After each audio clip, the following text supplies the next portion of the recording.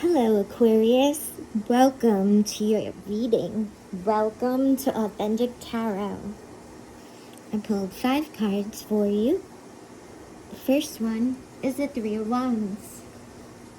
So you have a long-term planning foundation that you've been putting out there into the world with your intentions. And now you are looking towards the horizon to see how it will unfold. You also have the Four of Pentacles. This is holding on tight to resources or energy. So perhaps you're saving up for something important, for your stability. It's about control and security. And with the Seven of Swords, you're strategically moving through this. Independently, you walk a lonely path, but behind the scenes, your true intentions are a sign of self-reliance and a feeling that you need to be strategically protected in your own interests. The Eight of Pentacles is mastery. You're dedicated to your craftsmanship and your practice, whatever it is that you are working on and working towards. You are honing your skills and you're committed to what you are acquiring, what you are building. This labor is a competent, authoritative type of execution. These are beautiful cards, and there is a tension that you want to expand outward into the world, and at the same time you want to stay safe. So with your long-term ambitious goals, there's still a part of you that is holding back.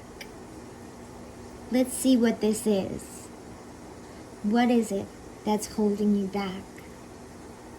Is there a fear or a fear of loss?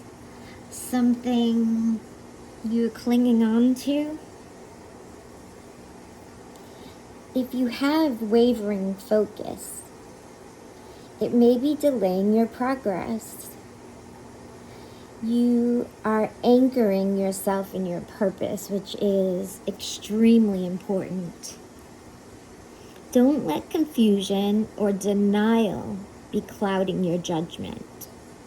Open yourself to clarity. This is a good time to be journaling, meditating, waiting for the information that you will receive through your intuition and your higher self, your higher guidance. The more you accept your reality, you'll be able to embrace what brings peace. There may be current situations in your life that are kind of pulling you down a little bit, just weighing on you a little bit. It may be some kind of emotional connection to other people. For some of you, it may be money. It's maintaining a sense of control that may be clouding your judgment. So you're working on this self-discipline. You're working privately, but you are mastering what your future goals are, what your next step will be. And you just need to be patient with yourself. Spirit says, stay grounded in reality and be patient. Make sure you have discernment before making any commitments. You can be easily led to paralysis with your Seven of Cups. Not in a bad way, but just in a daydreaming kind of way. And it will give you this presence of endless ideas. So sometimes it's actually harder to take action because there are many choices. And that's why writing them down, journaling, make a map of all your choices and see what you think the outcomes will be. And then you will know, you'll be closer to what you really want to do. Listen to your heart. With your Three of Wands and Seven of Cups, you're brainstorming all these avenues, all the possibilities.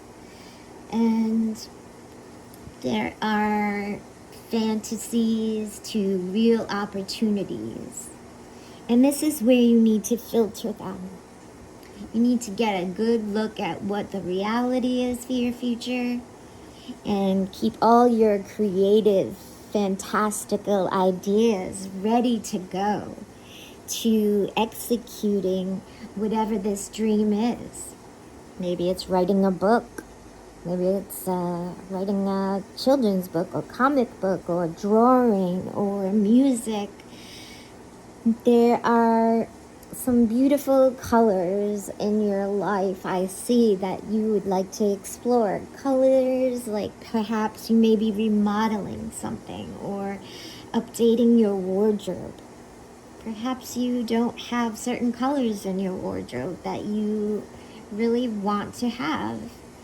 You are being less rigid at this time. And you're narrowing down your creative projects by being more specific, which could also mean you are expanding your ideas, expanding how you want to see your future, how you want to see the world. So if we look at the Three of Wands, it may be a relationship that's wanting to grow. A shared future with somebody or other people. This long-term vision, navigating what that future looks like to you.